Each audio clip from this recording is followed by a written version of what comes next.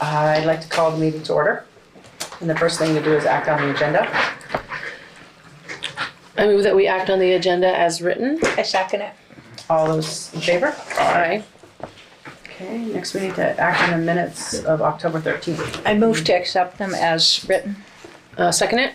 All those in favor? Aye. Okay, public comment. There's no public here other than the two of you, and you're next on the, well, that'll come up on new business. Okay. So Yeah, that's what we're here for, the Tom. Yep. Okay. So we'll move on to new business where it is the proposed solar array on Route 11. And it's Tom Garden. Is that how you say Yes. your name? Okay. Yes, garden. Just like where flowers grow. Okay, cool. I like that. All right. Go ahead. Okay, first off, thank you very much for making time for me on your agenda tonight. I want to apologize for not being there in person because I would always much prefer to be there in person, but I couldn't be there tonight. So I appreciate this as a backup plan. My company, Triland Partners, has been developing solar in Vermont since 2009. That is when the state of Vermont passed laws to expedite the development of in-state renewables. The purpose of that law was because the legislature desperately wanted to not renew the license for the Vermont Yankee nuclear power plant. And they said the way we have to replace that power best is to generate more renewable energy. They thought maybe some wind, but that really wasn't going to happen. And mostly they wanted solar. And that started sort of, a lot of solar development. And for the most part, that solar development was focused in the central part or the northern part of the state, where there was a lot more open land, let's say, and not as much in the southern part of the state. And in 2024, the legislature passed a new law that dictated that the utilities needed to ramp up the amount of renewable energy that they had in their mix of energy sources, whether that be nuclear or hydro or oil and gas or renewables. And what happened was Green Mountain Power came out this past summer with a request for proposals for developers to tell them if they had any pending projects that GMP could buy the power from. And so part of what I was doing a year ago was preparing for that request for proposal, because we pretty much, without being told, knew that all of the utilities would have to do something in order to generate more renewable energy in their portfolio mix. There's a reason why there's not a lot of larger solar projects in the southern part of the state, and that is because there's not a lot of flat, open land where those can be sited easily and cost effectively. So we all know of the 20 megawatt project that was built in Ludlow because it's there, and to my way of thinking, it shouldn't be there. I think it overwhelms the site, and I don't think it aesthetically pleasing. What I've done over the past 15 years is I've been very focused on if that project was being built next to my home or near my home, how would I feel about it? And that's the way I approach it. And I have passed on sites where I thought it wouldn't, in my opinion, be fair to some of the people who lived in that area and would maybe have, because they had more of an elevated view looking down on a farm field, maybe that wasn't right for them. And eventually somebody else would develop that site who didn't have that same sense of conscience. So I'm not saying I'm perfect. I'm just saying that I do think it's very important for we as developers to respect the opinions and the positions that other people take when we come into a community as an unknown and start to talk about what a great deal we're going to do for the town by building a solar project. It's not always perceived that way. In this case, I have been told by senior people at Velco and different reports from Green Mountain Power have said that more projects need to be sited in the southern part of the state. A lot of developers just don't want to do that because it's a lot easier to go find a farm field and lease that land or buy that land and develop a project very cost effectively. In this case, I like this site, and I'll tell you why. And I now also start by saying I've never developed a forested site because we've always had what appeared to me to be sufficient open farmland where we could build on maybe say 15 acres or more or less and do it in a way that didn't, well, I'll put it this way. Some of the people that come out against solar on some of the farmland argue that it's using prime agricultural soils that are meant to be used for farming. I wholeheartedly agree with that. But I've done so many projects on 100, 200, 600 acre farms where I use anywhere from 3 to 15, 16 acres. And I'll have a third generation farmer say to me, someone in maybe their mid 70s or later, say, I've worked this farm my whole life, and it's about time this farm worked for me. Because our lease payments, while not robust, I'll say, they're certainly better than you might lease some of your land for hay or for corn or something of that nature. And so we're not taking over 100 acres and taking all of that land and putting solar on it because that's not allowed. But we're taking a small piece of it. And in a lot of places, I try to site my projects where the corn stalks in the summer season, except when you have a drought, are going to hide a lot of that array from any vantage points, particularly along the nearest roads. And so I do pay attention to the aesthetics, I pay attention to how it's going to be perceived from different vantage points. And in the case of this land owned by Jeff and Patty Gordon, I felt like, number one, there was already a gravel road that was built that could get me access to the site. So I didn't have to establish a new curb cut, and I didn't have to change the perspective from the road in that respect. Secondly, I felt like we were never intending to go near the top of the hill. We weren't certainly going to be near the bottom of the hill, but we were going to be sort of in an area of the hill where I felt as if properly designed, it would almost eliminate or at least minimize any view of the project from Route 11. Now, if someone owns a mountaintop home to the north of us, they may get a glimpse of this, and probably more so in the wintertime when leaves are off the trees.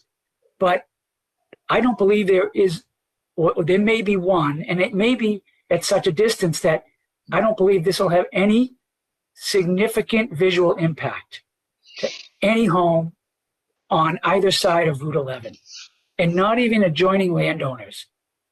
Now, there are streams. There's a stream, actually a river, small river, at the base of this that we have to be very careful with, because once we clear trees, we need to stump as well and do the grading that's appropriate so that water runoff doesn't overwhelm the waters. And that means any small little intermittent seasonal streams that may feed down to the bottom of the hill or any of that. We will be required to put or maintain riparian buffers. By law, they have to be a minimum of 50 feet. I like to do more if I can, just to protect, because I've learned over the years that what I thought was just a dry stream bed, actually will be the home to trout in the right season, in the right setting, and they need to maintain shade in order for those trout to reproduce and things of that nature. So I have not a newfound, but a sensitivity that has developed over a lot of projects and a lot of time. So I believe this site will work from, number one, an aesthetic standpoint, which is incredibly important because even though this certificate of public good in order to build this project has to be granted by the Public Utility Commission, that permit is studied under all of the same criteria as Act 250. And I think it may even be more rigorous because the Department of Public Service, who represents ratepayers, is very involved in the process along with the Agency of Natural Resources. We've done preliminary work with the different divisions of the Agency of Natural Resources to talk about wildlife habitat, avoiding forest fragmentation. We have not studied wetlands yet, but we don't feel that we're going to have any impact on wetlands. And that's mainly because there is slope there, and so water runs off, it doesn't sit. There'll be no hydric soils. So it'll be, in what I would say, the nearest representation I can give you of what I think that site will look like before the solar project is built. And after we've decommissioned the project at the end of 25 or 30 or 35 years, which is the typical life of a solar project, it'll look like the land that you see when you drive down Route 11 and you look left or right to see the open land that Jeff has created around his home. To me, I drove by that many times before I ever met Jeff and Patty, but I used to say, you know, I loved seeing open, what I'll call pasture, in what is a very highly forested portion of the state. In the case of this solar project, that's what my goal is to create that pasture, but for a portion of time and not forever. It will have solar panels, and those solar panels will generate electricity that will feed onto the Green Mountain Power grid. When I started this project a year ago, all of the data in my due diligence showed me that Green Mountain Power had a capacity for 5 megawatts of additional solar on the substation in Londonderry. They were rebuilding that substation, but they weren't sharing any information about it. In the meantime, they weren't sharing, but you could see that they were starting to do work on the distribution line that runs along Route 11. In other words, the poles and wires. They've spent probably millions of dollars in upgrading all of that infrastructure. And by the end of next year, that will be finished. And that'll double the capacity for how much solar can go onto that distribution circuit that feeds Andover, Londonderry, and other areas to about 10 megawatts. I did my interconnection studies planning a 4 megawatt project. I did that because I could have easily have said, okay, I'm going to put 5 megawatts on that site. But I said, well, if I do that, I've taxed and taken all of the capacity at the substation. And I didn't think that was being a very good neighbor. So I said 4 megawatts, and there'll be plenty for anybody who wants to put solar in the backyard or on the roof or whatever it might be. And now I know it's 10 megawatts. And so it leaves open the option that I could expand this from 4 megawatts to 4.5 or 5, although I don't think I will be doing that. It won't cost me any money to do a larger project from the standpoint of what it will cost to interconnect, because what they've budgeted is hundreds of thousands of dollars that I'm going to have to pay, whether it's probably 1 megawatt or 2 or 3 or 4 or 5. 5 is the maximum amount allowed under the rules of the FERC, the Federal Energy Regulatory Commission, in Washington, if you're above 5 megawatts, you become a different class of solar project, like the one in Ludlow, which does not connect to the local distribution lines. That had to connect to a new substation it had to build right beside Velco substation. And that just goes on to high voltage lines. And those electrons probably end up in Connecticut or further. All of the electrons generated from this project will go onto the local distribution line. So if you flick a switch in your house, you're probably using the energy from this project. So we've completed the interconnection studies, which is the first milestone, because if we're told that we can't interconnect for whatever reason, there's a lot of reasons sometimes, you go find another site. We've cleared that hurdle. We've received a budgetary number for what it will cost to extend that new 3-phase line that's on Route 11 up the gravel driveway and into the site where we'll interconnect. And the next step is doing exactly what I'm doing with you now, which is trying to introduce myself, talk about what I've done, why I do it, and how I do it, and then to talk about the project and try to answer your questions and try to, find out if you have concerns that I can be focused on, because hopefully if you have a concern, I'm going to be able to address that in a satisfactory nature that would be able to move forward. I will say this, and I'm not trying to brag, but I'm in the process of starting construction on a project in North Clarendon, north of you, in the end of 103. And the select board chair said to me about 2 years ago, he said, Tom, we're going to back your project. He said, because you've always fulfilled every promise you've ever made. And, he never said that before. No one ever said that to me before.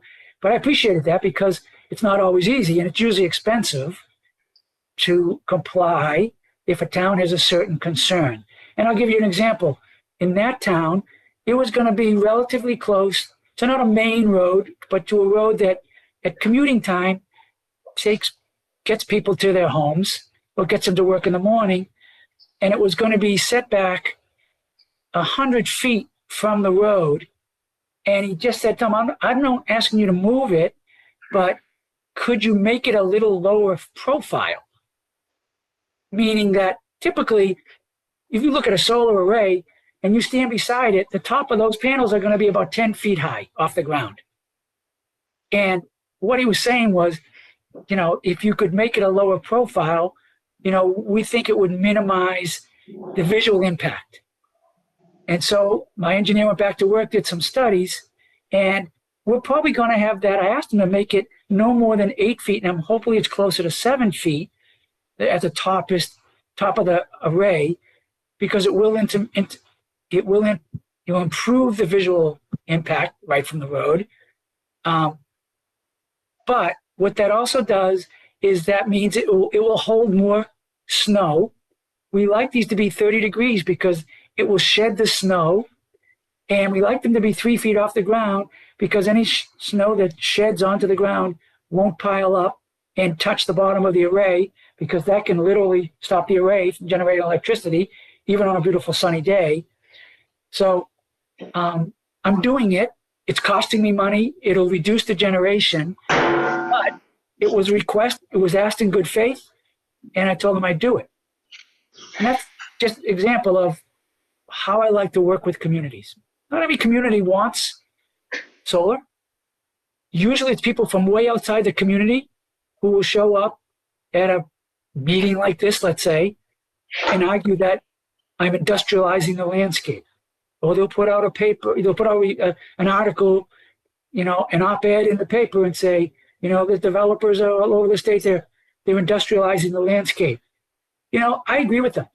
This does not look like a farm field when you've got 15 acres of solar panels. But I will say this about that.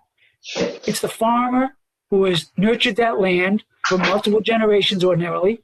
He's paying taxes on it. They're not. And when one says to me, This is a gentleman who had both ankles replaced, both knees replaced, both hips replaced, both shoulders replaced. When he says to me, finally, this farm's going to work for me, I take it to heart.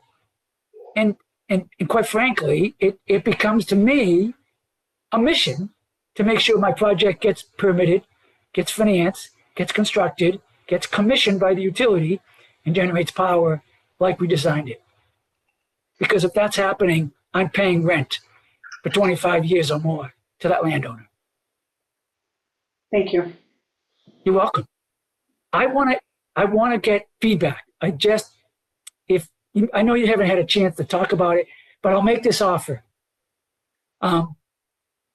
If anybody wants to walk the site, take a ride on the site, Jeff's got some machines that are great for that. If you want to do it now, if you want to do it later, whatever it is. It's important to me, and I don't mean to volunteer Jeff and Patty, but I think it's important to them to make sure that people don't think we're hiding, we're not sharing, or anything of that nature. And by the way, I'll tell you a lot more about the project. This project, the site literally faces north. And my array has to face south in order to get the maximum sun exposure. So these rows of solar panels are going to go from the top of the hill down in straight lines. You kind of used to see them the other way if you're on a hill. So they'll look a little different, but it'll look fine and it'll work fine. And it has to be engineered a little bit better from a grading standpoint, because water will shed off those panels a little differently. But I think Jeff's got they have questions. I'm wondering, I wanted to ask the board if they had any questions. Okay. I like to talk. I'm sorry. All right. That's okay. That's okay. You're being very informative, and I thank you for that. So where is this, you guys? Where is it? I don't know. So it'd be up behind Lucas's to the right, more towards Londonderry side. Oh, okay. Yeah. Kind of up above where Booner's building. Right behind Booner's. Oh, okay. And it's not high enough for me to see. And it's not high enough for you to see.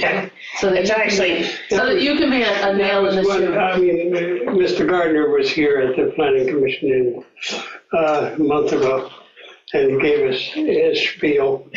And my question was, how high up the mountain is it going to be? Because in the wintertime, when there's no leaves on the ground, I could see the house that he built for Lucas. Yeah. And but it's not above that, so I have no concerns. Right. I think I'm sure you'll see it right at the end of Gates Lane. I was going to say, I bet my house can see it. I don't know. I can't see your house from anywhere up there, but you may when the leaves are gone. When the leaves are gone. Jim will definitely see it. Yeah. You see it from the farm, like in the fields at the farm, or not really? I don't think so. I think it's too low. And it'd be too far towards Londonderry. There again, it's hard to tell. I'm just kind of guessing at that. I don't know why he didn't pack our property to do it. More megawatt to use. No, I'm just kidding. Make him an offer he can't refuse. No, I didn't do that. Already got it cleared up there. Anyways, questions? So Yes, I'm sorry. is this project looking for approval or blessing? No, A blessing or approval? but None of and I This don't is want just a to. courtesy. I don't want to So speak it's just, for so Mr. it's Gardner. not something that needs our approval? As I said to the Planning Commission, this is strictly a courtesy because the Public Utility Commission, the state agency, which grants the permit. We have no role in the permitting of this project as a town.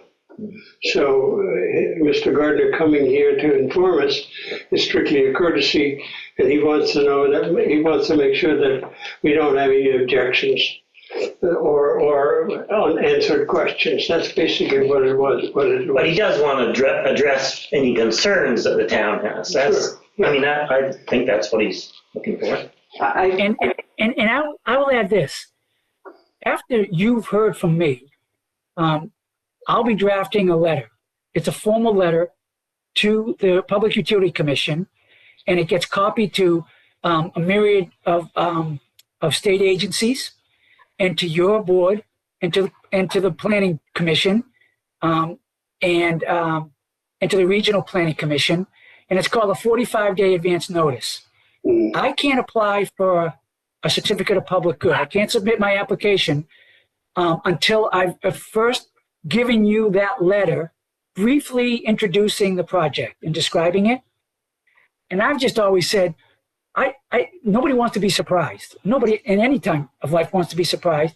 So I make this effort to come as a courtesy to tell you as much as I can about me and about the project, so you're not surprised when that letter lands in front of you.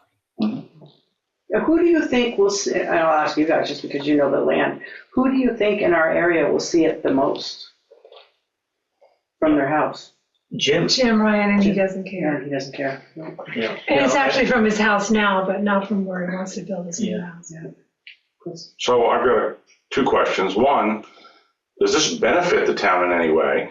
Other than, okay, somebody's putting some more renewable energy on the grid that helps everyone, but does this help the town of Andover? How is this taxed? That's a great question, because I think it significantly helped the town from a financial standpoint. I haven't calculated yet what the tax on the project will be, but here's how solar of this type is down in Vermont. We're trying to help our town. Let me tell you how it's taxed. It's going to pay, a lot more than raw land, first of all. But technically, what's going to happen is there'll still be a tax on the land. The solar array will pay a separate tax. It pays by law $4 per kilowatt to the state education fund. That's by law.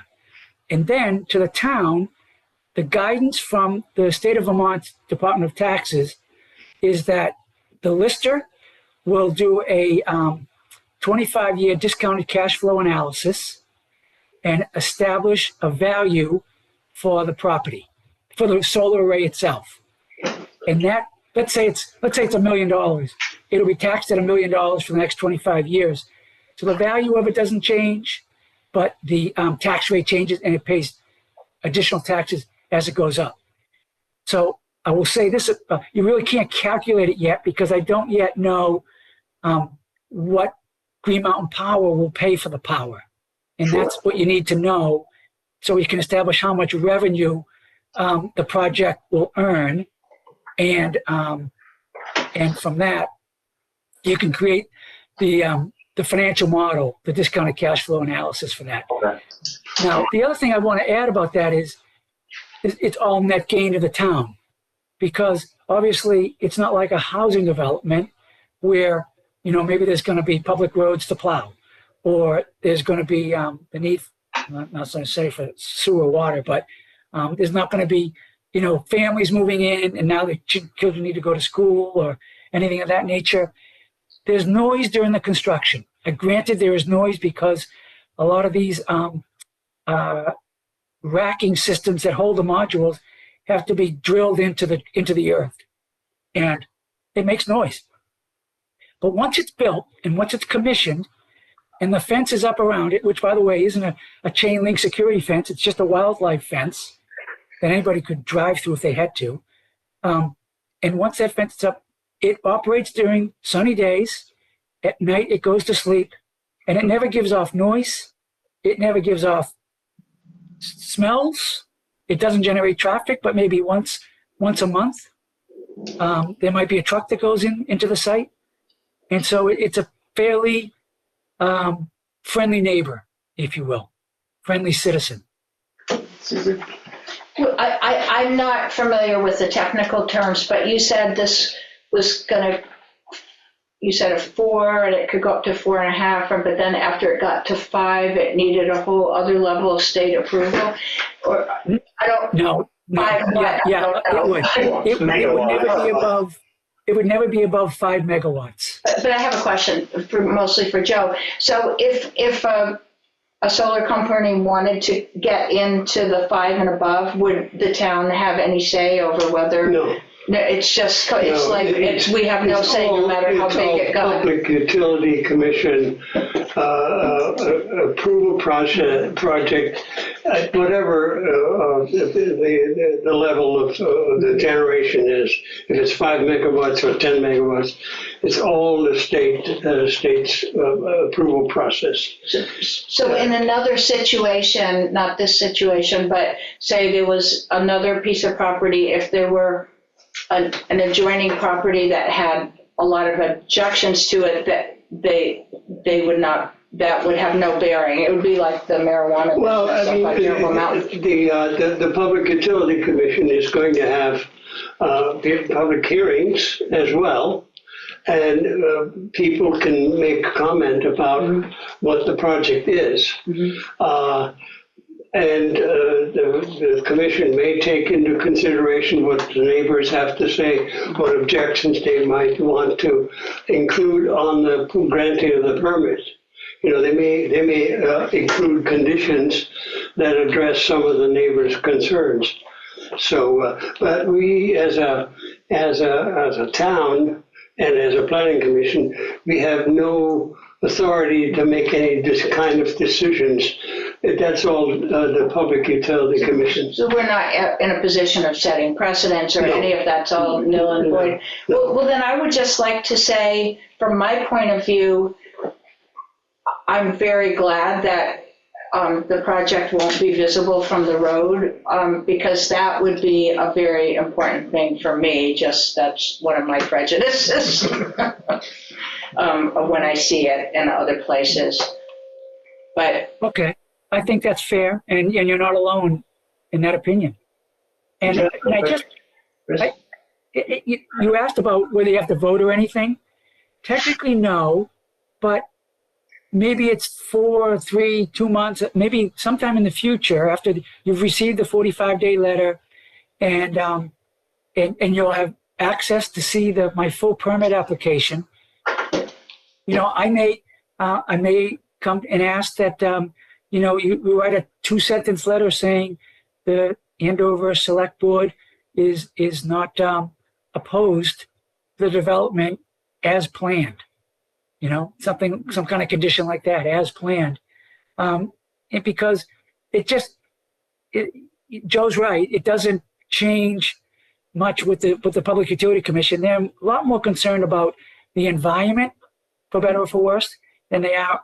But they're certainly concerned about aesthetics. But for instance, on the 80-acre solar project that just got approved in Craftsbury, you know, that can be seen by a lot of people. And it didn't stop the Public Utility Commission from granting the permit, because under the law, being able to see it and having an opinion that you don't like it doesn't carry as much weight, for better or for worse. That's why, you know, I think a developer who has a little bit of, you know, who wants to maintain a reputation of sorts, will take all those things into consideration during the planning process. Tom, I got one more question for you. Yes. How are these solar fields or projects as far as safety? And I ask that because the town of Andover does not have its own fire department, and every call that we get from the town of Chester, they cover our town, makes our bill go up, basically. That's actually a good question. So the more calls we have in town, the higher our bill is at the end of the year, and it's proportionate. It's quite a bit. Can be quite a big difference. Is there fire calls for these, or they just pretty much set them and forget them, and it doesn't happen? I mean, I'm sure it happens, but yeah, it's almost essentially. I've heard of 1 or 2 fires, but I mean, there's a lot of solar projects, and if it's built correctly, that should never happen. Okay. Should never be a fire. And, you know, what we ordinarily do is have a lockbox. So if a fire department did show up, they'd have the ability to get inside the fence. Sure. But the fence is a wildlife fence. It's not going to hold anybody back in a truck.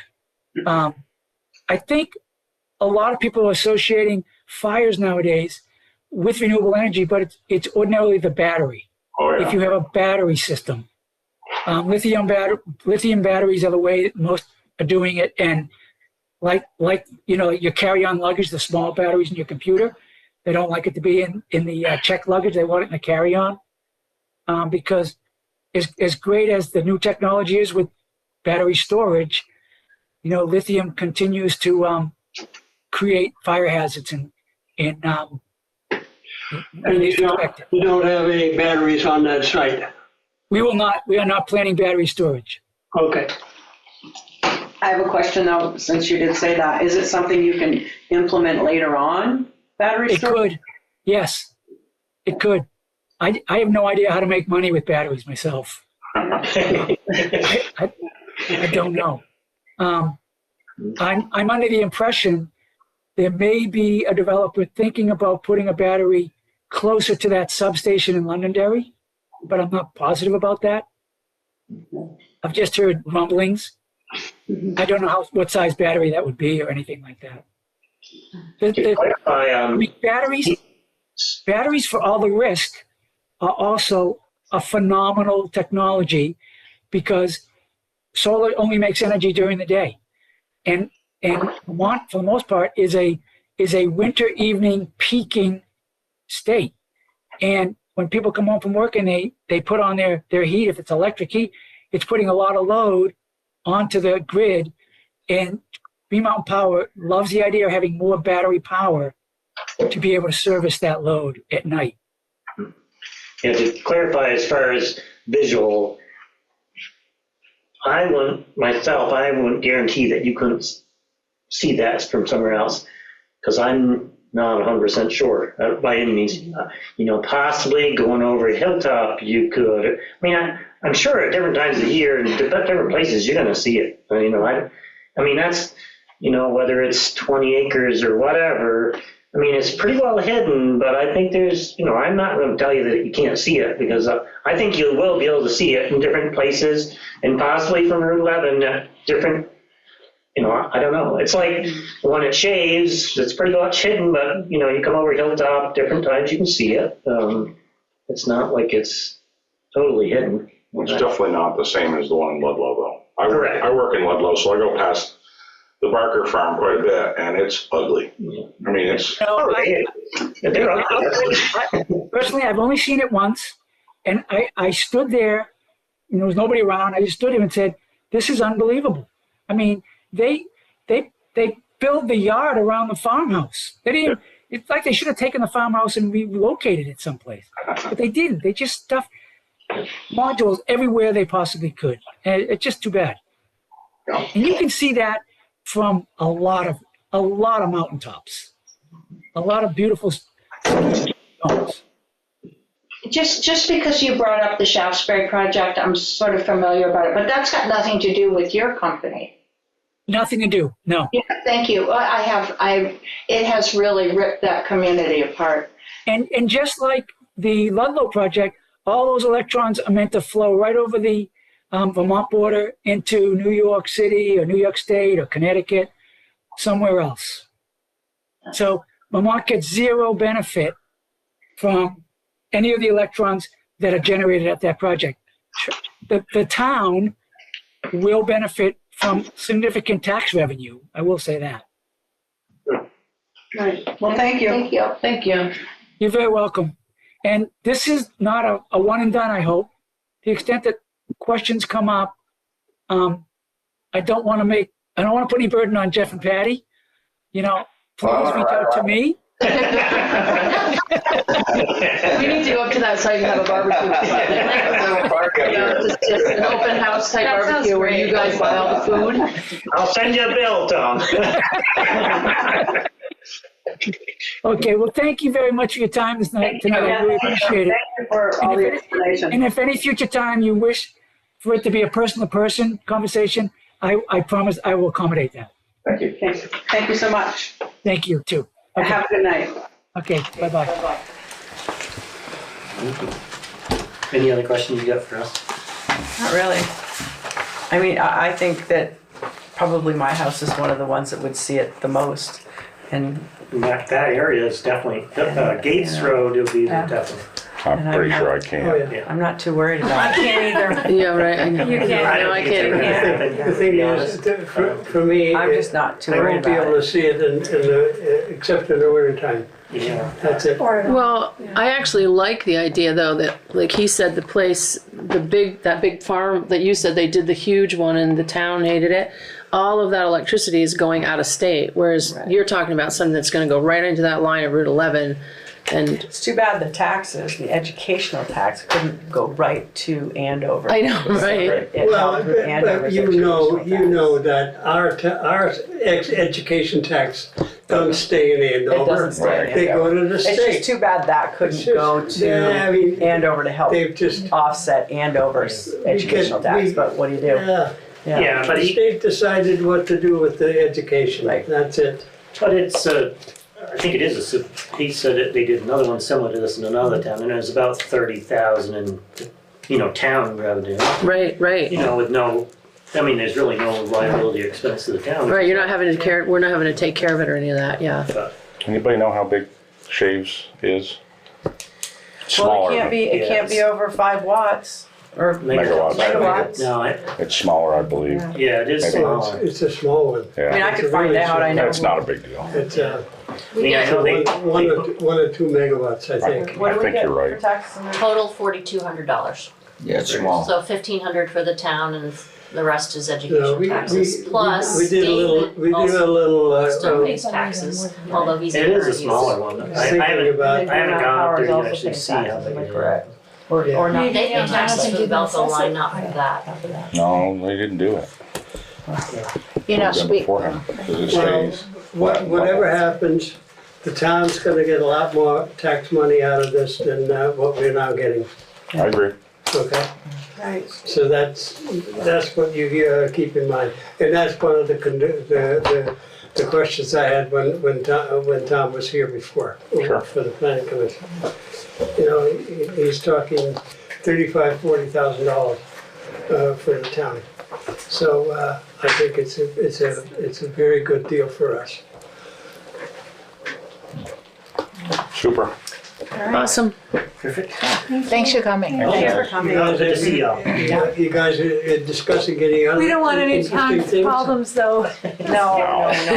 It's like, Like I said, it doesn't even, financially, it doesn't sound like it's feasible at all, because they gotta have some of its government funding Yeah. to do it, and I don't see that Well, there's but any the government thing is funding out also there. the government might be. is There is. encouraging all of those projects because because you're all we don't welcome to want to come build take those a look. large I already took a photo generating there. I stations. thought this was a great spot. You won't notice it? Because That was just those us out. things are so We didn't expensive to know why we build. were taking, I guess we were. And some of those smaller things are a lot more. I mean, Green Mountain Power gave them a price to Right. go from Route 11 to the site, which is Yeah, 2 poles, 3 poles, yeah, oh yeah, $300,000. yeah, yeah. It doesn't make any sense to me. That's, Well, All right. Thanks, guys. Thank you. Have a good night. so, you guys thinking about anything other interesting stuff? Or am I gonna go home and have dinner? You're gonna go home and have dinner. Have dinner, unless you Okay. want to sit around for budgeting. Budgeting, huh? Or- Thank you. Okay, Thanks for coming, Joe. thanks, Joe.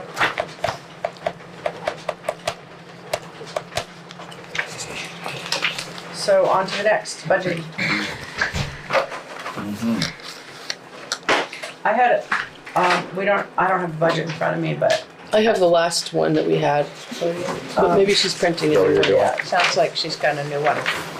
So what I've done since that one is I added the very first column to be the actuals for 24-25 because I think that's one of the factors you want to consider because it's a little tricky to look at our year-to-date actuals. If you don't know what we spent last year, think about what went into the budgeting for this year, where we're at this point in time. Some of the things, sure, you want to be about halfway into your budget, then you know you budgeted fairly accurately. The other part to look at is ooh, something's already over budget and we're not even halfway through the year, or if it looks like it's going to be over, is understanding why that is, and then thinking about what next year's budget's going to need to look like. I would, at some point between now and the next meeting, look through the appropriations. We've got a few more requests than we've had from places that haven't asked us before. I know questions have come up about different organizations and what they actually contribute and how they impact Andover. Those are all good things to figure out. If you look and you don't know, let's look at it outside of a meeting so that the questions get answered before we're trying to meet a deadline for a meeting or getting the budgeting done. And as a reminder, the town report has to be in the voters' hands 30 days before town meeting. That's why we work under this kind of deadline without having a ton of information about how much money we've spent so far and before winter has even really started, because this thing has to get published. So we always have to be done by the second meeting in January. So that in effect gives you 6 meetings to set a budget. Okay. It's not inappropriate at all to set a special meeting to keep talking about it. You can also, some towns actually do things by committee, so a couple of people, because it's not a quorum of the group, 2 people could sit down and talk through some things. Maybe you bring that back if that was anything that you would find helpful. So I have a question, because I became aware of the fact that we went over budget with our sand. How do we look at that? And the way I understood it is that we didn't budget enough in last year's budget. So are we at risk of going over budget? We are If we over budget. don't? We already are. And so Over budget in the whole budget as a whole, or in the sand No, budget? just for sand. just for the sand. Yeah. So You won't know this early in the year if we're gonna be short or not, because it depends on so many factors that no one can predict.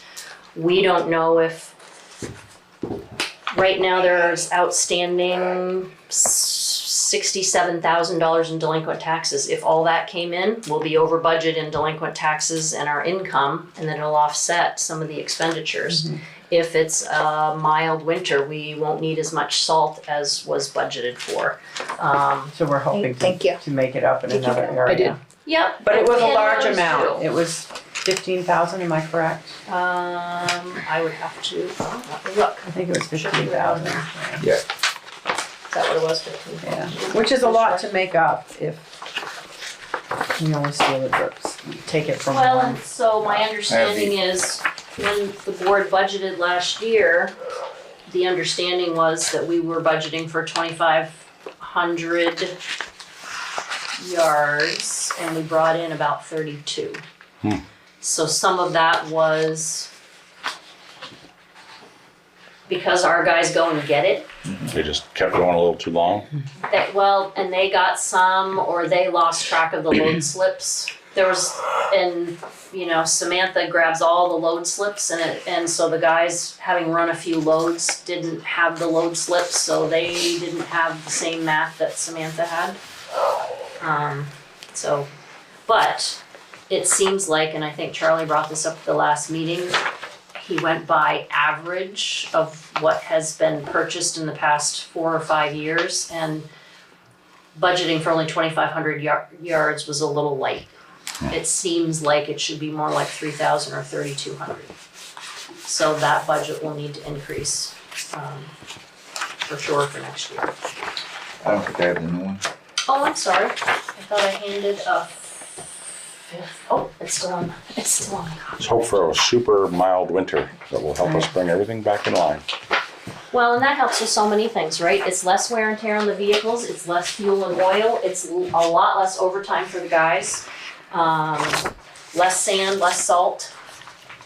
So it's the weather really impacts everything on our highway budget.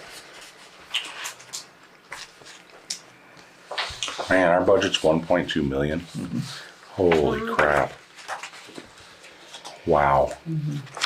And When I got on the board the Three- first time, it wasn't that long ago, was it? 3 years ago, we were still in the 900,000 I range. say it was 800. Yeah, And then yeah, everything went up. COVID hit. yeah, the Yeah, prices. COVID, and everything went up. Wowzers. Price And of it never sand, came salt, down. and fuel. So I have a question, and maybe Robin, you can answer this question. All of the appropriations that Jeanette was talking about, is it that Andover has is it the Andover Community, what is it called? There's an Andover Community Fund, and I don't know if you're all aware, they also give money towards these.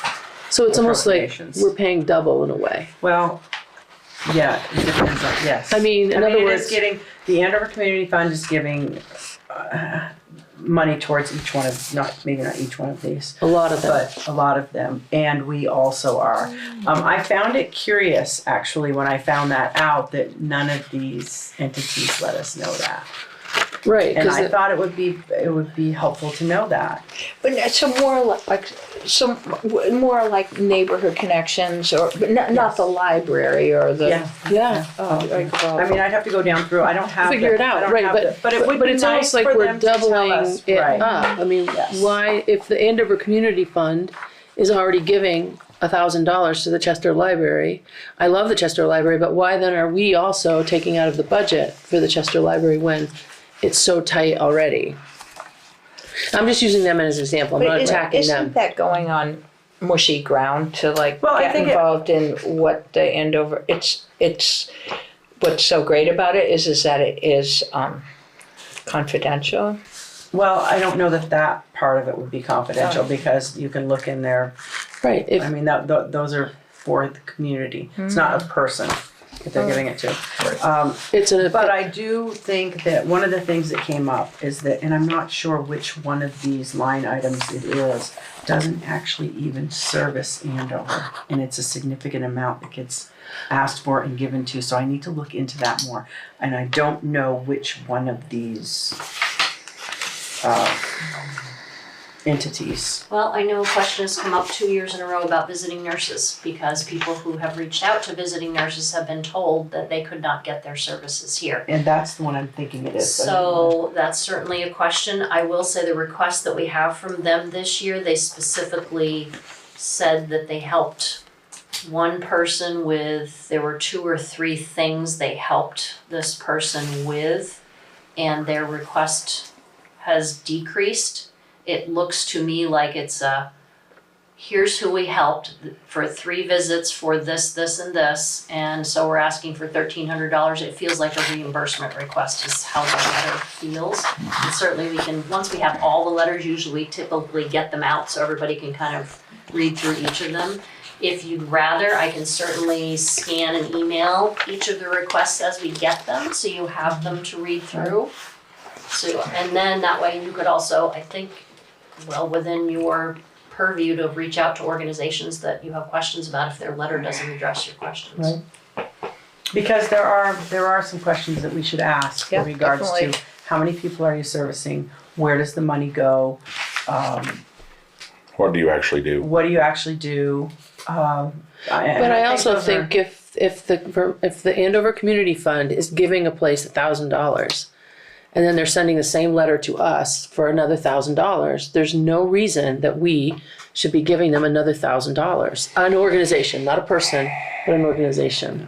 I mean, it just seems like double dipping, especially in such a tight kind of economy, and I don't know, that's just a thought, but it No, just, I I mean, hear you. it's like anything. I mean, it just seems like it's a double kind of. Right. I think it's really interesting that they wouldn't say in And the that we right were never, that. I found that a little off-putting, honestly. I found it a little off-putting that this was the first time I heard of that. Because I was under the assumption that whenever we gave money to these things, that was all the money from Andover that this place I was was getting. It never occurred to me it was. I didn't otherwise. realize they were also sending a letter to another kind of Andover Well, why don't community. I reach out to the community fund and ask them if I can give the exact numbers of what they're giving to, I think I Or get can. a report of, But get a Something. report it doesn't of- involve people. It doesn't I thought involve the Andover people, Community right. Fund really was only used for people. I So did. what they- I thought so too. Right. I never heard of this.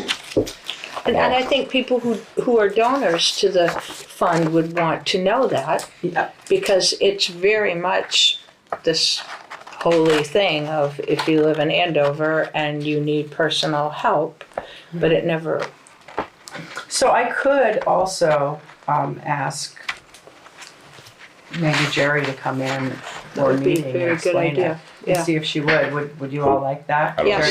think Williams, Jerry Williams. Yeah. And she can explain it really well. Would you like me to ask her?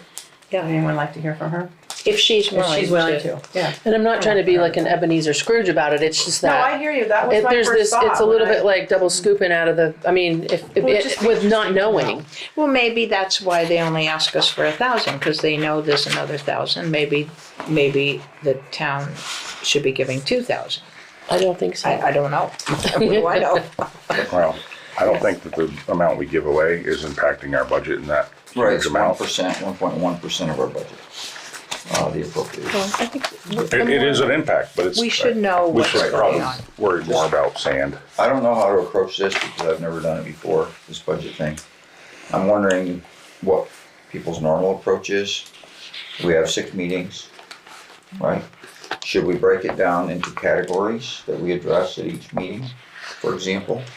So that we focus, otherwise we're just gonna kind Right, of we'll go be up and bouncing down back and and forth bouncing and back and forth, and we won't get into anything in depth. And I'm concerned that we'll focus on something that's not of large impact, and then we'll find something that we really need to address and might take more time.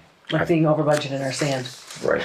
But I do think, I'm sorry, Oh, go ahead. when I've done this in the past, Mm-hmm. we put the sand in that budget. We knew we left it last because we were into winter by then. And we Okay. could see the Then you have pattern. more information. Right, but the stuff that kind of stays the same all year round, That's better we first. address that first, Okay, thank you. just to. I had no idea how to do it. Yeah, that's what I was gonna say. A lot of this seems a moving target that we have to keep going back to. Okay. A lot of it anyway. So for each meeting, I update where we are year to date. So sort of in the middle, we start talking, wage increases. We know now and can address it in November what health insurance will cost. Some things like dues for the Mount Scottney Regional Commission, we know what that's going to be. We know how much our insurance is going to be, so there are some numbers that are givens. And as Susan pointed out, and thank you for reminding us, or Chris, that we usually wait till January to do sand and salt, so we have like the most up to the minute year-to-date numbers to work with. So do we have any of those numbers right now, Jeanette, available for us that we could say these are like the VLCT dues? And do we have any of those yet, or are we just kind of I think skimming the through only all one this? we have is something I filled in, I think that was for the regional. VLCT dues, yeah, I see that, 2002, Yeah, okay. yep. I haven't seen any of the others yet. Do you customarily see those rise or fall? Never fall. They never fall, obviously, yeah. Do you, Mount Scottney, they tell you that they're all based on per capita and they've somewhat increased because our population in theory increased from 2010 to 2020.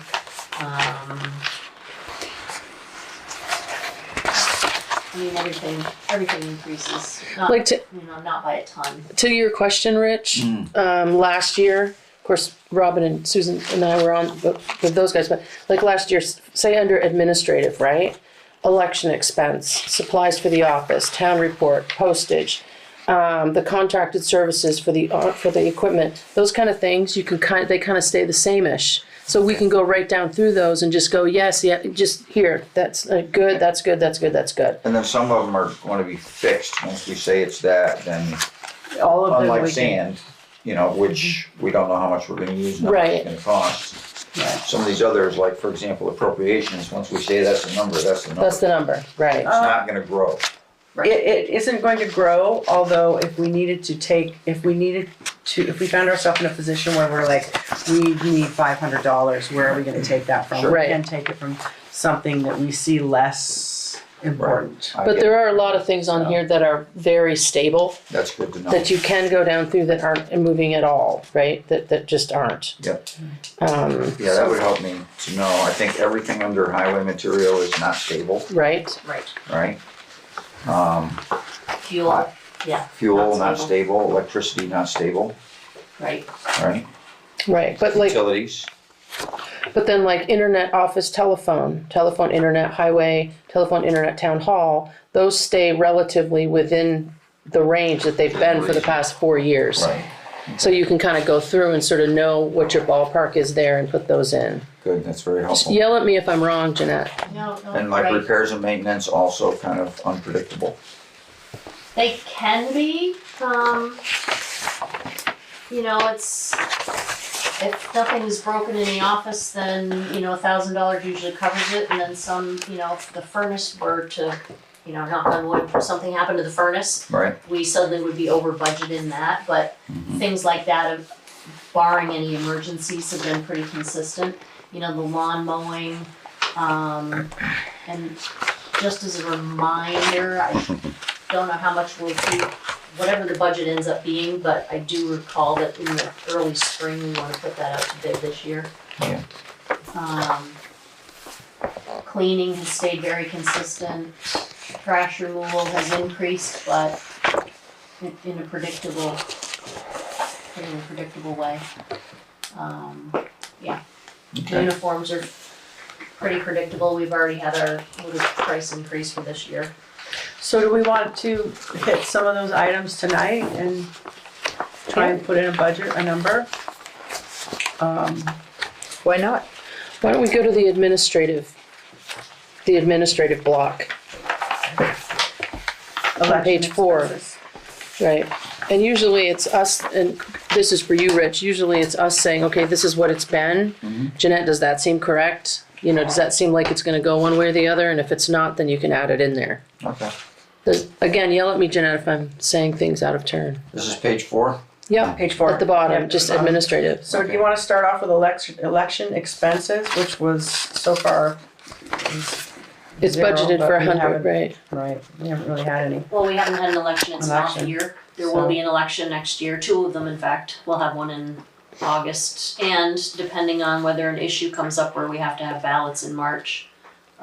So I mean, we don't want it to be 0, so I would say I'd be comfortable with 100 just for any miscellaneous Okay. expenses that might come along.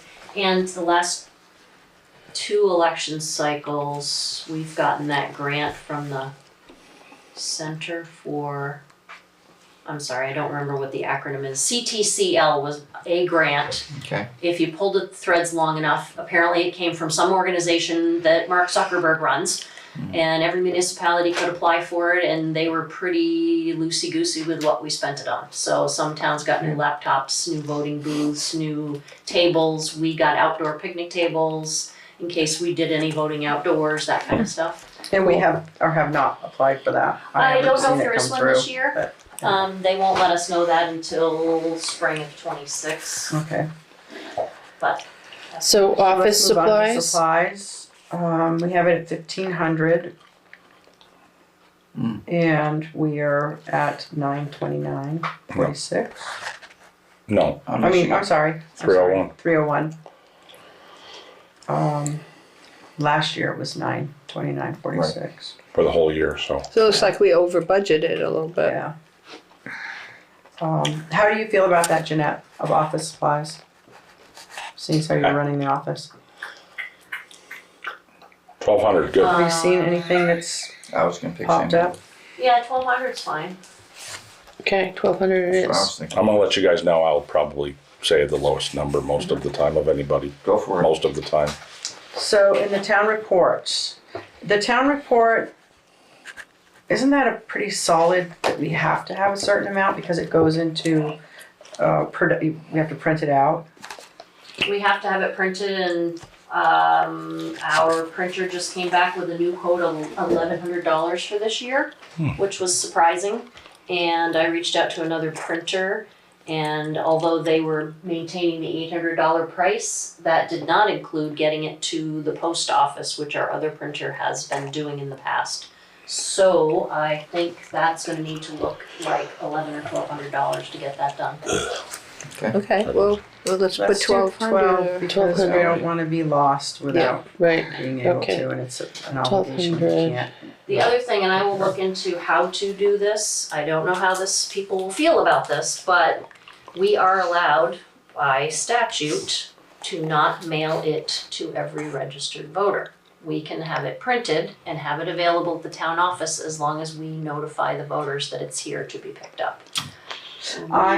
People might have a problem with that. I think we I have should a- mail it.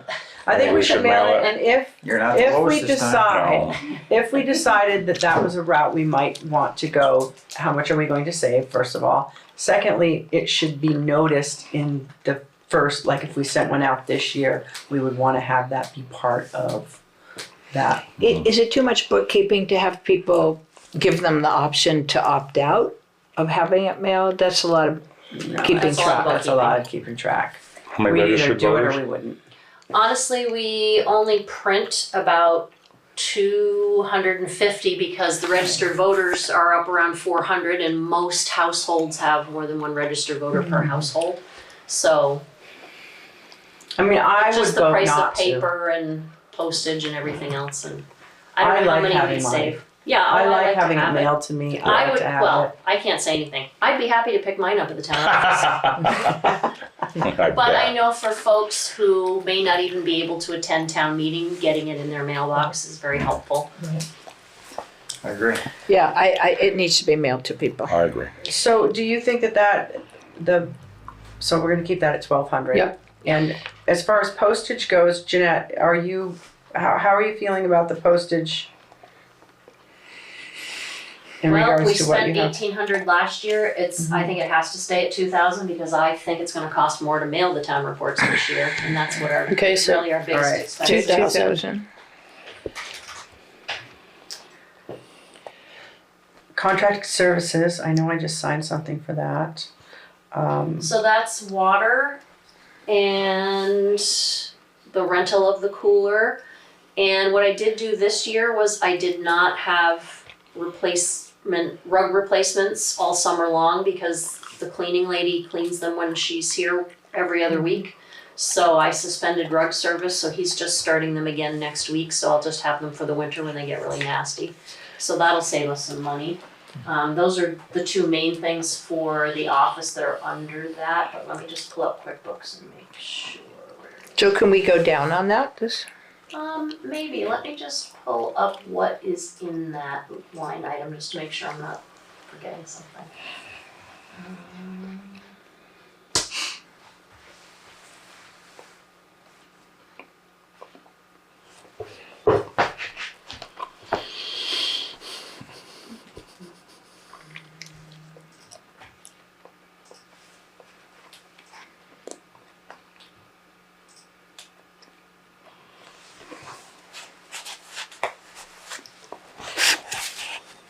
Oh, and any charges that we have for the contract we have for the copier fall under that as well.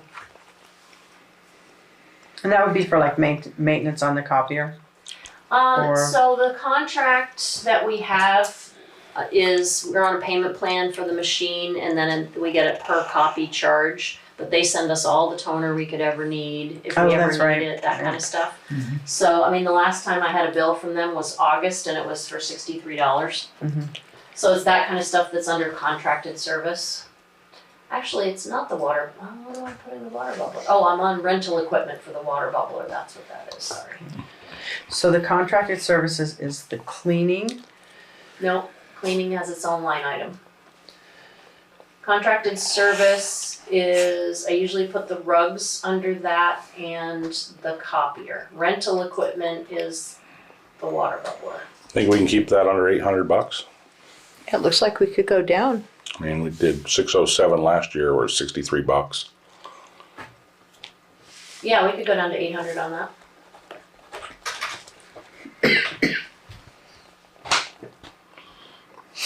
Rental equipment, we're at 50. It seems like it's about right. Yeah, 50. So put 50. Ads and legal notices. This year we have had to send out And I Nothing. don't know if it goes on that. Well, I think we've sent out, for delinquent taxes, we've sent out notices. Would that be under that, or would that be under? It is, that's more anything we have to publish in the paper, so anytime you put anything out to bid, we pay. Or anytime you have a hearing, if you have, the town meeting gets warned in the newspaper and needs to be paid for. Yes, tax sale notices,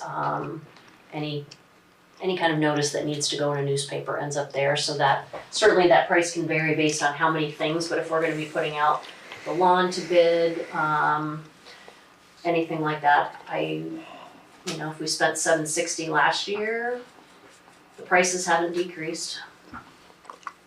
So maybe we leave it at 1,000? Okay. Yeah, it gives us a buffer that we can. Legal consultation. We better leave that at $3,000. I was just gonna say, you kinda need to leave that because you never know what's gonna be coming up the Oh, yeah. Well, pike. that was also why I thought 1,000 on the other one, just because they can kind of bounce back and forth.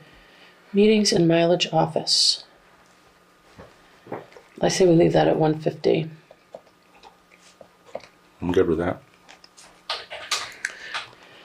Highway meetings and mileage, 2,150. Wonder why it's so low year to date. Because it's not winter. Right, it's not Right. Okay. if there's a storm, Rich, a lot of times the guys each jump in their own vehicles to do particular areas of town to try to, and then come Oh, together okay. and make a plan for what needs to get hit first. Wow. Or if a tree is down, Charlie might run in his truck to see it, Yep. and then they gather here to get the equipment to go. So you think we leave it at 2,000? Unfortunately. Yeah, I mean, Yeah. we spent 1,500 last year, and the rate has increased since last year to 70 cents per mile. Now, who's our listers right now? Officially, who is our listers? Jonathan. Just Jonathan, right? It's, it's Okay. appointed, not, And hasn't he done most of his meetings and most of his, all of his training and all that? that's what I was He's not thinking. going He back was and forth going to a because lot he's of already meetings to get trained, Right. yeah.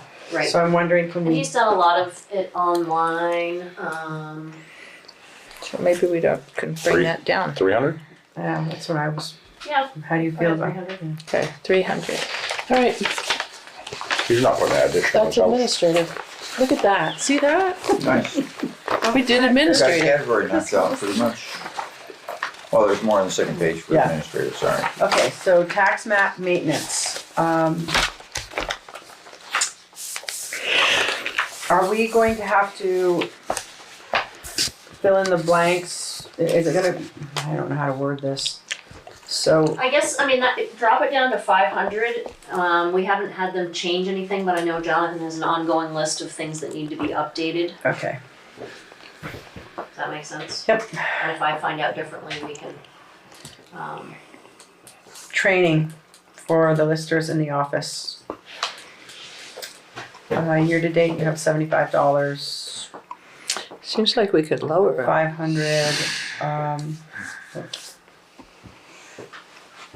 Do you anticipate a lot of training for yourself? no, No? And How about Jonathan? 400? I was gonna say 250. All right, Yeah. 250 it is. Okay, Yeah. Like you said, Jonathan did his Jonathan did his certifications. certifications, yeah. And as an example, recently there was a 2-day thing that came up and I looked through the list and I said, I don't see anything on this list they're not critical to the job I currently have. They aren't teaching me things I don't already know. It's great to refresh. It's great to go and touch base with people. I'm not okay with having the town pay $250 for me to go do that and I'm looking at the list and I don't think that's very valuable. And I encouraged Jonathan to look at the list the same way. And I said, Right. certainly if there's something you want to on your own time attend for your own personal edification, feel free to do so. But I said, if you want the town to pay for it, then I feel like you should come here and ask Right, and ask. for that. I So agree. that's how I communicated that. Okay, thank you, Jeanette, for that. Computer support. We budget stuff just in case, but I really haven't, I don't know, you just never know. I mean, we can drop it to 250 since I haven't done anything, and I mean, I've used Matt a couple times and he's always been really fair. If he only comes over here for a short trip, he doesn't charge us. Wonderful. Let's do 250. 250. Software subscriptions for the office. Ooh. Have those gone up? Yeah, Yeah, I QuickBooks thought- subscriptions are horrible. That's gotta be at least 1,500. 1,500? That's a lot of notebooks. Right? Yeah, it is. It's Well, it's, No, I'm kidding. I'm kidding. Lister subscription software.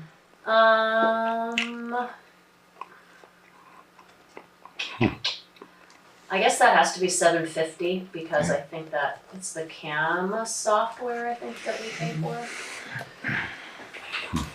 I mean, we can't reasonably look at it and say, okay, last year we spent 700 and Right. budget 500 again. That's not really the correct thing to do. accounting support. I know I just signed something for that. What is? Yeah, I would say, I mean, last year was 43. I got my number already here today. So keep it 5. 35. I mean, she and I spent less time on the audit process. It took us less time this year. But if something happens next year and I need her, 5,000. So we keep it at keep it 5. at 5. Just And her prices might increase too, I don't know. Seems to be the direction everything's going. Right. And 250 I think is reasonable for this. Okay. All right. for the office, small tools. Yeah. What is our total? Right? So for administrative, we are at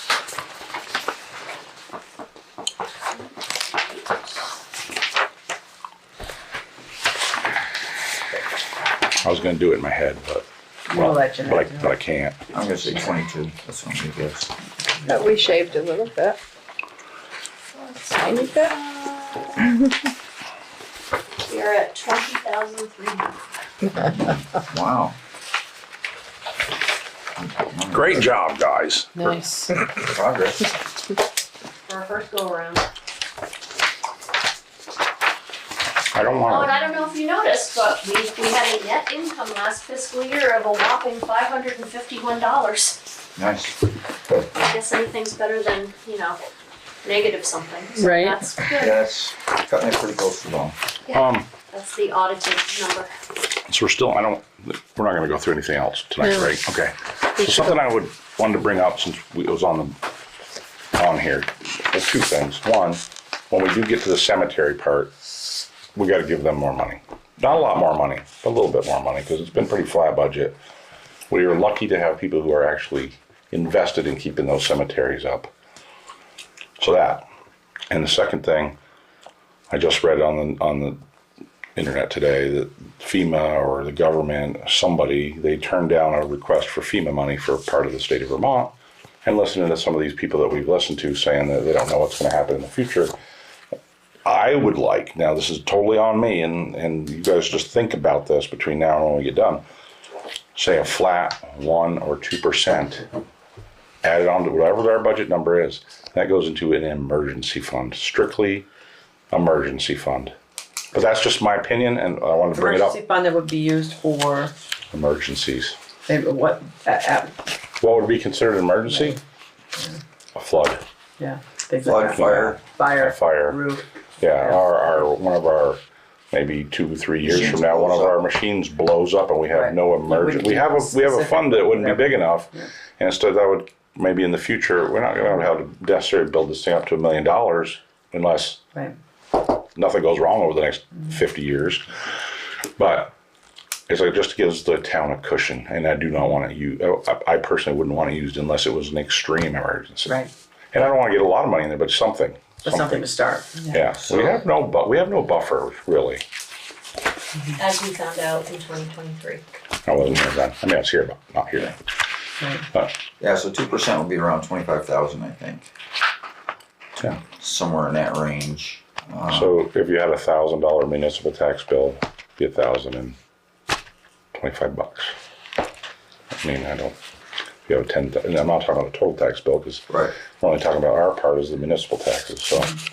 On the other hand, if we have another emergency like that, we would have to borrow money, which, it's So the if last it's- thing I'd ever want to do, and we avoided it this last time. We dodged it really Right. nicely. We dodged Right. it. Barely. Yeah, we didn't avoid it, we dodged it, they didn't give it to us, what we needed, and And say it's 10 or 11 years from now, hopefully it's longer than that, but if it happens in 10 or 11 years, we would put away 2%. For that amount of time, we'll have a considerable amount of money in there just in case. also And- it could go into a fund that's drawing interest. Correct, Yeah. correct, it will grow. Right, I knew. But that, I just wanted to bring that up.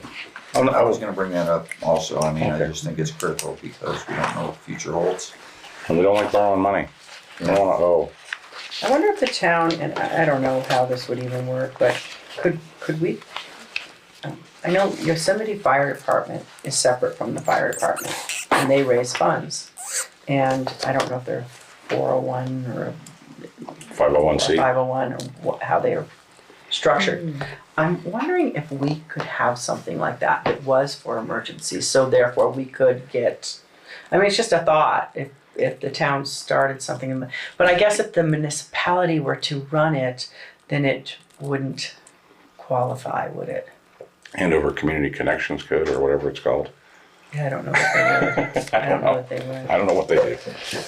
I'm not knocking them, I don't The know. benefit for that would be that people could contribute and get a tax relief. And from- get a tax relief, and for the town of Andover, they'd have this emergency fund that they could Right. then draw from, but it would have to be overseen by, but I don't know if it could be this is just me spitballing ideas. I don't think it could be overseen by us or by the select board, say, because I think then it would become a select board, Conflict of interest. yeah, conflict of interest, yeah, because we are a municipality.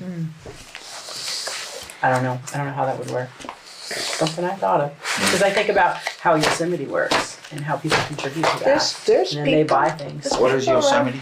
Yosemite is a it's a separate entity than the fire department, and people, they raise funds, and then Yosemite will buy for the fire department different items. I mean, bailout gear. I mean, I can just Okay. give you different ideas of, and they I think they raise a significant amount of funds, and then they They do the boot drop, don't they? do the boot drop. There's a lot of different things that. So it's a way for the Christmas fire tree. department to raise money, So that's but Chester? as an But organization, as an organization, as a 501c3, 501c, and it doesn't come out of the taxpayers' Right. pockets, Don't matter, your bill's going up, buddy. right? But what I'm saying is that it's kind of a neat way they have it set up, and it wouldn't be.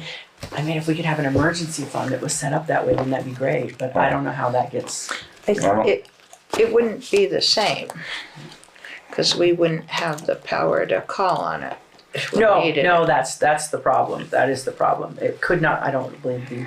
It's just me just spitballing. Of course. No, it is good to talk about. I mean, We could establish it with ourselves as the board, you know. You go right I ahead. don't think we I don't have time for that. But maybe you could do it separately. I don't want no part of it.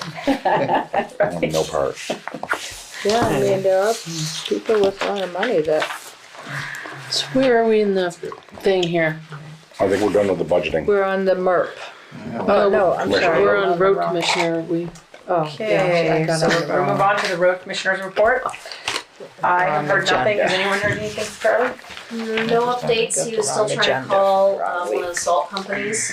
As it stands right now, we only have one firm price that is $12 per ton higher than last year, Wonderful.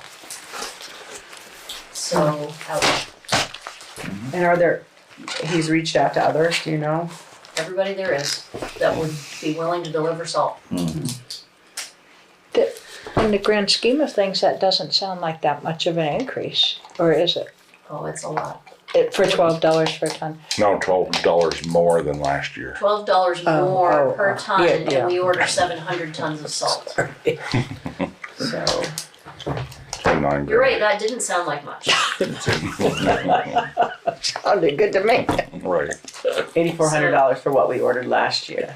Over. Which means we most likely Thank under you for your- budgeted too. Mathematical mind. So, Maybe not, but we'll see. mild winter.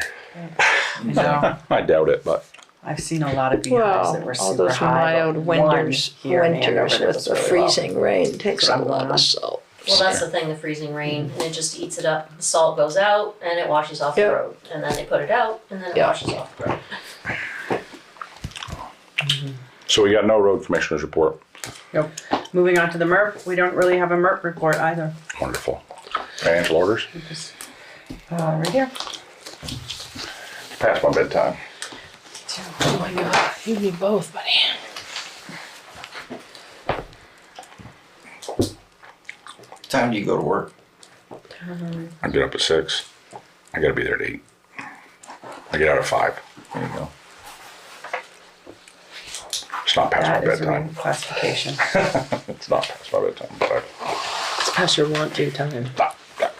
no, I care deeply for this town. I'll invest every minute it takes. I also care deeply, but it's also past my want to time.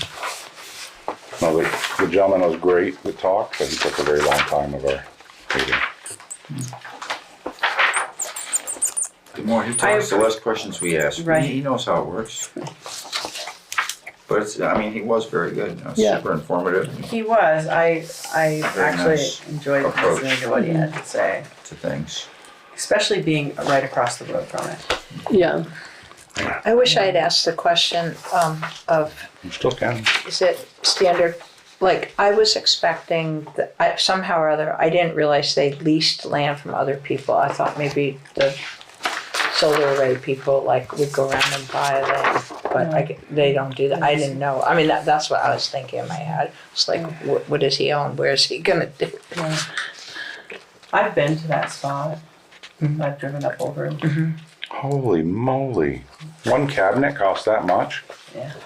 It's an OSHA required flammable storage cabinet, so yes. But Wow. half of it is going to be reimbursed by a safety grant from NICEF. Oh man, it's great that we get all these grants. It's a good thing we pay all the taxes so they can have the grant money to give it back to us.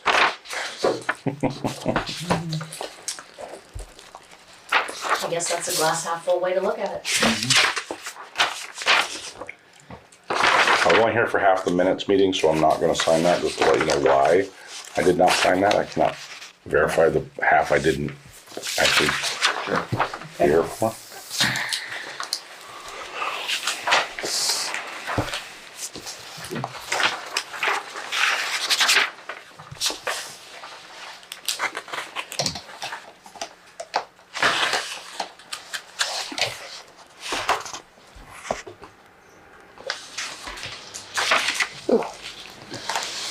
So yeah, I'll sign all these out. I have to sign it all Thank you.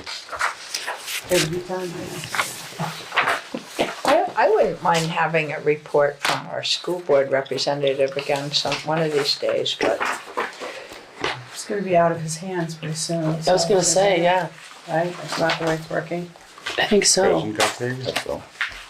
No, but it's gonna, right? It's not gonna Correspondence? This will be out of our hands someday. There isn't any correspondence. I did have one budgeting question.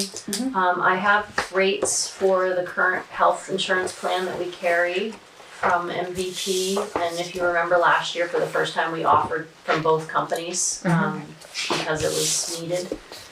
So I have those rates. I don't know if there's any need to call the consultant, or I can just give you those rates and you all can look through them and make a decision for the budget if you would like.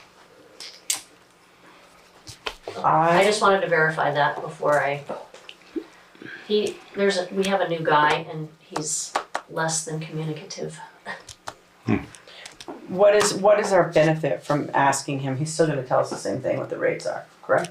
Right, I mean, what Brad used to do is put the plans that were working for us or that were similar to what we already had, he just put them side by side, but I have the charts from both companies that everybody looks at, and we can certainly look at those charts, and I've highlighted the plans that we have and see how they compare, and MVP's rates, I think, are only increased by like 4%.